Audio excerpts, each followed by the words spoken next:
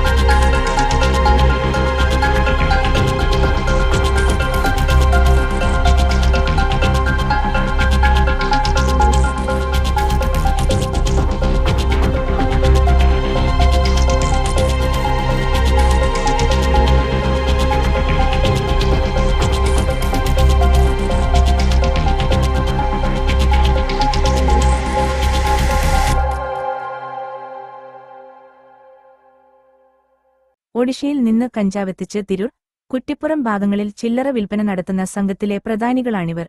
രണ്ടാം പ്രതി അനസിനെതിരെ തിരൂർ പോലീസ് സ്റ്റേഷനിൽ 6 കിലോ കഞ്ചാവ് പിടികൂടിയ കേസ് നിലവിലുണ്ട്. Malappuram excise enforcement and anti narcotics special squad, ഉത്തരമേഖലാ commissioner squad, Malappuram IB. Party, Kuttippuram range party എന്നിവരടങ്ങിയ സംഘമാണ് ഇവരെ പിടികൂടിയത്. Excise inspector ET. Shijumon, Akhil, civil excise ഓഫീസർമാരായ E. Praveen, E. Akhildas, V. Sachindas, K. Amit, assistant excise inspector grade Asif Iqbal, Vijayan, Latheesha തുടങ്ങിയവരാണ് സംഘത്തിലുണ്ടായിരുന്നത്. News desk Valanchery online.